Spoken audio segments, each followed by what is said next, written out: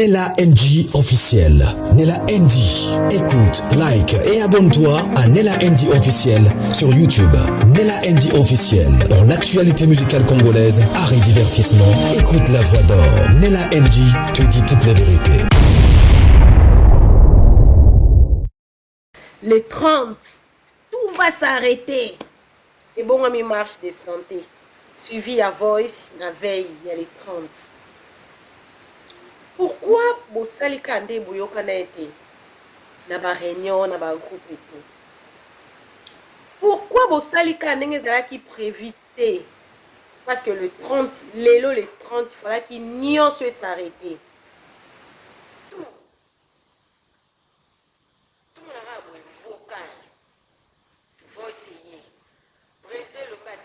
Voice pour se sauver la peau. Il s'est complètement lavé après avoir kotika batuna ba conflit. Après avoir kotika batuna ba conflit, s'il vous plaît, n'a pas s'expliquer.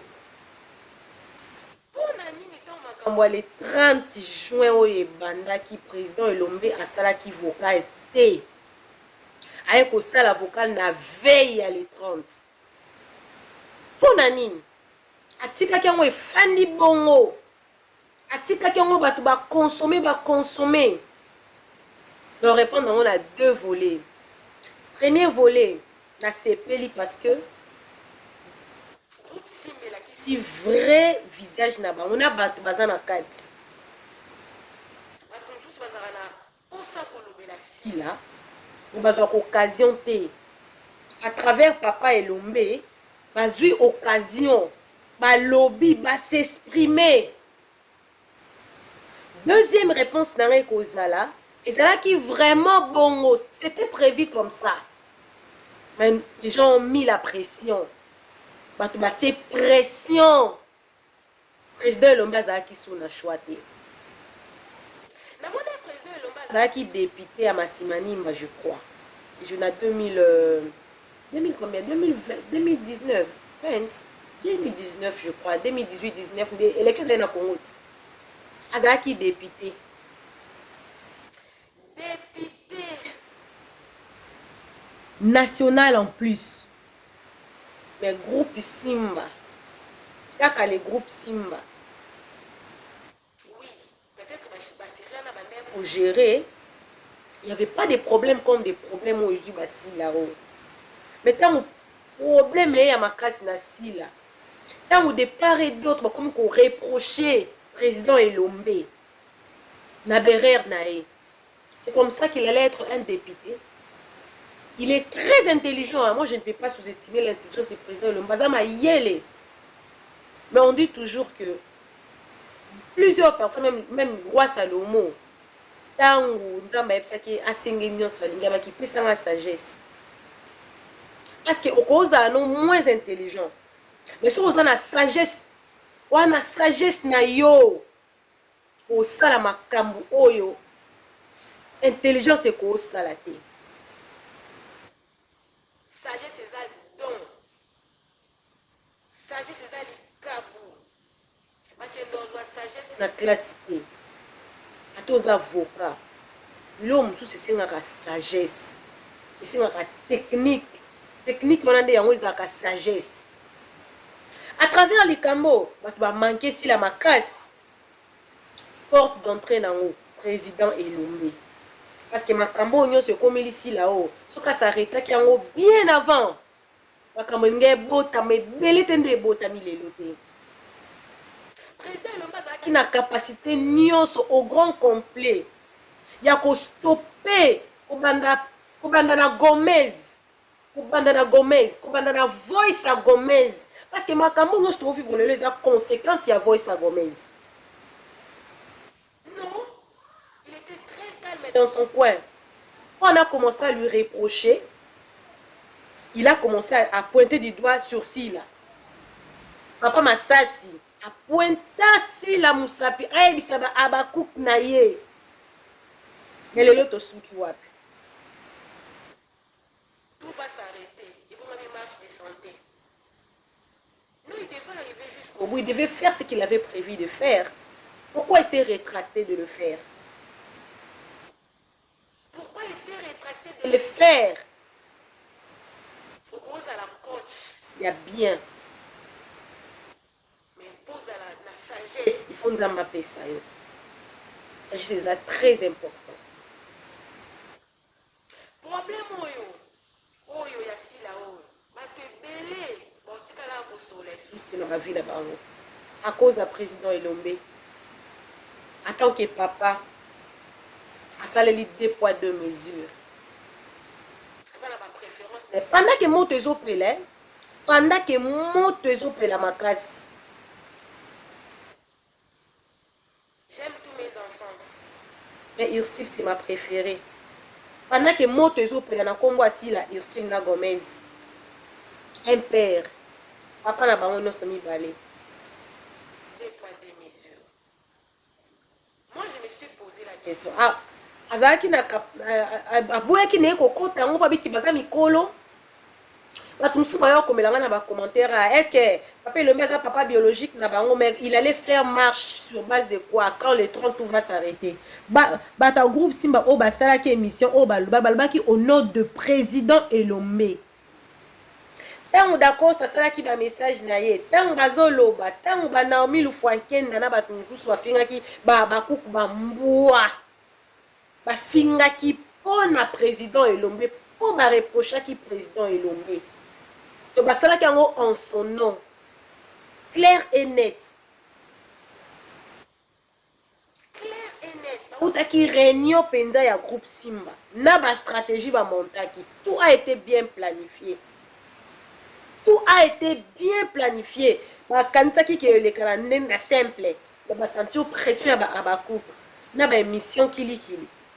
Et surtout, nyonso bandaya ko sele bandaya ka ko bima. Mais le lot aussi a du problème. Ils en ont toi président Elombe. Parce qu'on ne sait pas. Moto ane koufi. Ba raisonner ba ça netinini. Ba ça deuxième volet. Bato bazoki, hein? Mitema bato ezoki. Mitema bato e baby. Mitema bato e vimbi. Ba vrai visage, ba réel face à bato. Et monani. Hypocrisie à bato et monani. Juste que tu as quand ça bazala peu contre si la mais ça li preuve à maturité. Juste tu as quand ça qui baza mature, baza ba immature. Juste quand ça baza qui sage, baza sageté. Et là quoi il échec pour le président Elombe, je suis désolé. Et ça échec pour le président Elombe. Parce que normalement, avec les paroles données, il devait arriver jusqu'au bout de ce qu'il avait prévu.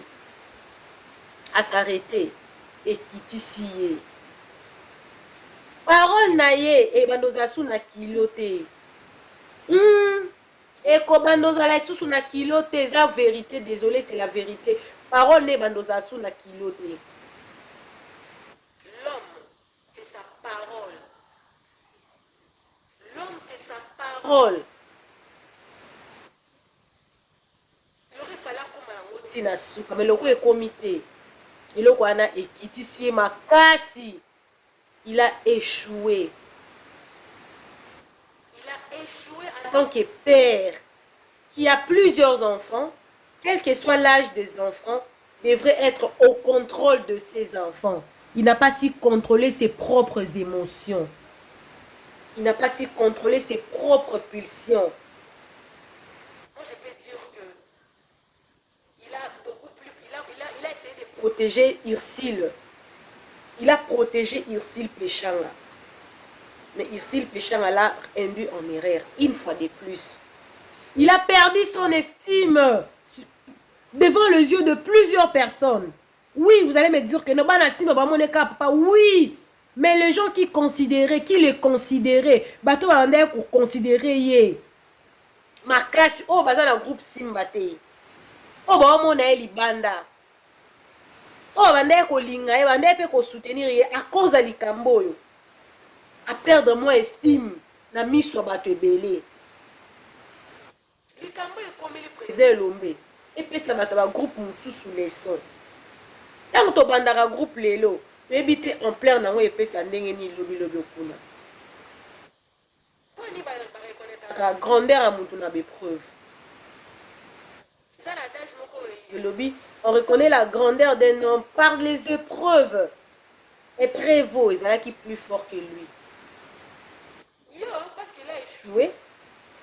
Quand les épreuves, quand tu échoues face à une épreuve, tu n'as pas su comment gérer cette épreuve-là, ces problèmes-là. C'est-à-dire que ces problèmes t'ont vaincu, les problèmes étaient plus forts que toi.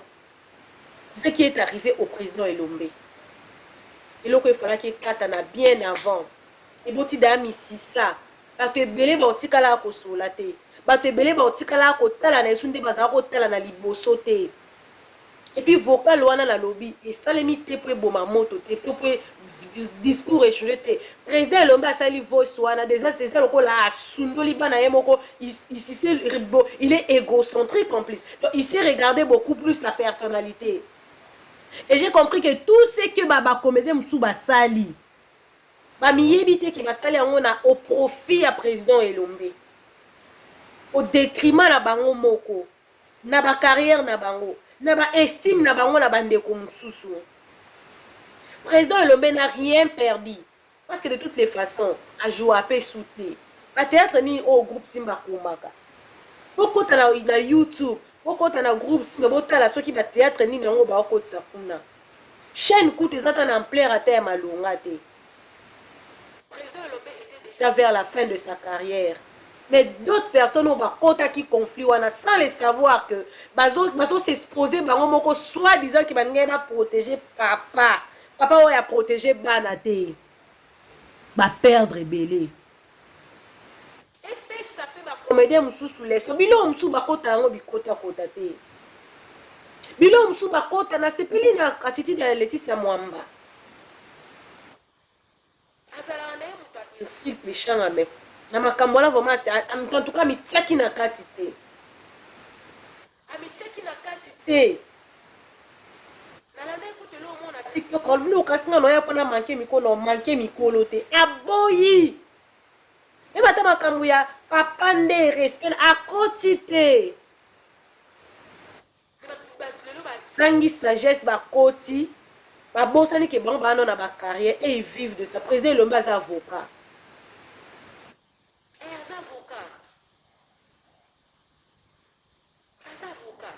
Il fait déjà sa carrière d'avocat et tout.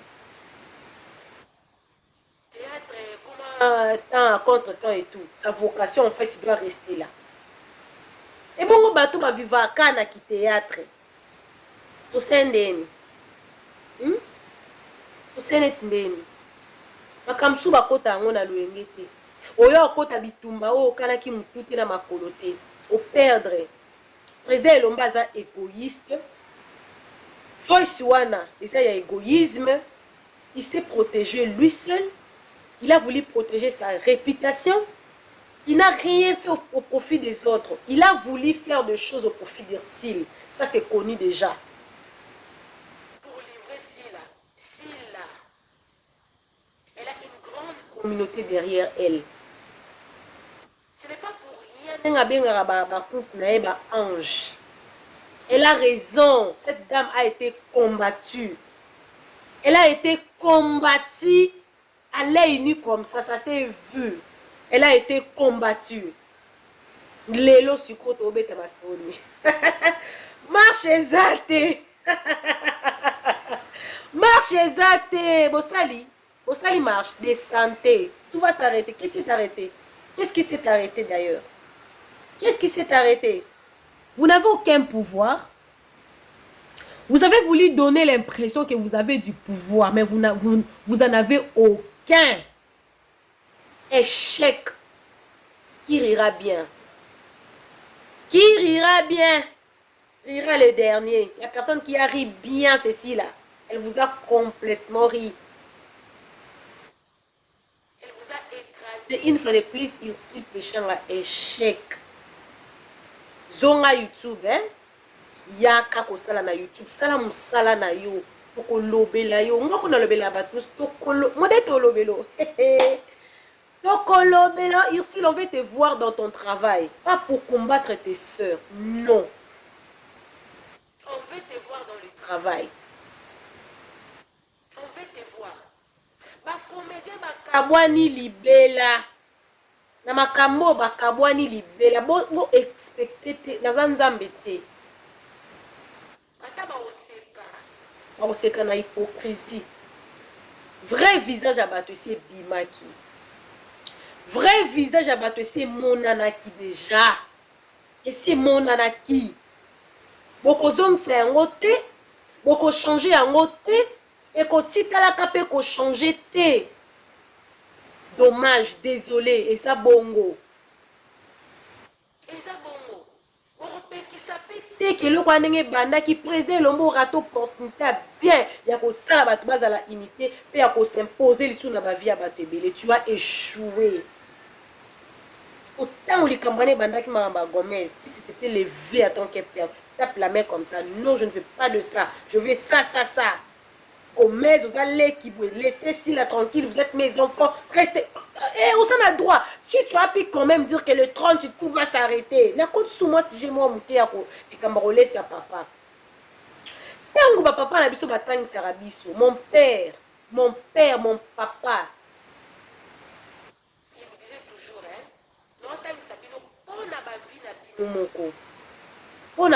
moi j'ai fait déjà ma vie avec ma femme. Je fais mon devoir de vous scolariser, de vous élever devant Dieu aussi, pour que vous soyez des personnes utiles dans la société. C'est-à-dire que si la cause en a bon, après si papa est l'homme, c'est ça peut m'abaisser.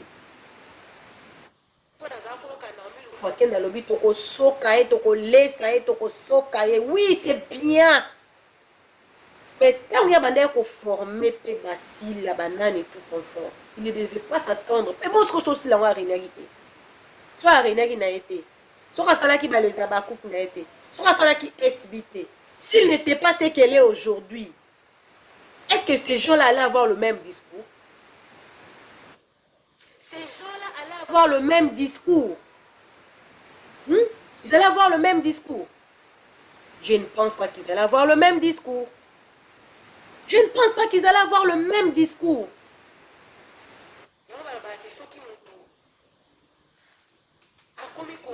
Zomata.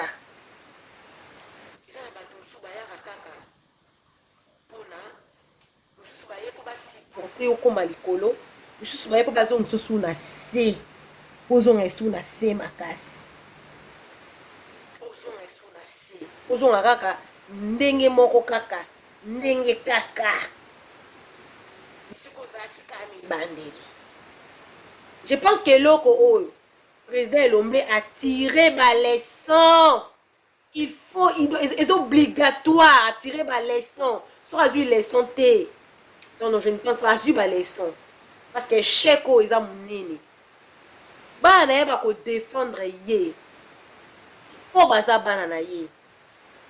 Ba ko défendre baza bana mais au fond ba yebi ki papa na biso koto. A échoué. A échoué vraiment. Regardez bana baza na unité. C'est une intelligence, c'est une sagesse. Papa ko kiko s'effacer. Ko bomape bolingo nondambo. C'est-à-dire que j'aime beaucoup tel mais à cause de la paix. Pour qui mia ezala? Non, il faut na sala boy, na agir boy. On intérêt à batunions. Approuver bisoté. Approuver la bisoté oh. Le 30 juin échec, bosali marché de santé au bokana kite. Marche au bokana kite bosali ngona encore. On a Abakouk. On a Sila. Elle est restée la suprême. J'ai nos décisions. Et là, ça a suffisant que Sila, non. Elle ne sera jamais égale à ses concerts. Ça montre et ça prouve sa grandeur. Coucou à tous les nés la chou, les nés la cœur, les nés la love et bienvenue à tous tous mes nouveaux abonnés, c'est-à-dire que tu es nouveau sur ma chaîne en tout cas, n'hésite pas de t'abonner. Cliquez la cloche de notification, aimez la vidéo, commentez et surtout partagez la vidéo. Nela NG officiel. Bisous, bisous, que Dieu vous bénisse abondamment. C'est la victoire. Si la bête va na silence, na gentil, na koseka, na ba abakouk na ye. On ne combat pas l'étoile qui brille. On ne combat pas la personne qui a la promesse de Dieu. La personne qui vit dans sa destinée. La personne qui, étoile na ezo briller, babouli sa été. Bisous, bisous, que Dieu vous bénisse. Bye. Les 30 juin. Nela NG officiel. Nela NG. Écoute, like et abonne-toi à Nela NG officiel sur YouTube. Nela NG officiel. Pour l'actualité musicale congolaise, art et divertissement, écoute la voix d'or. Nela NG te dit toutes les vérités.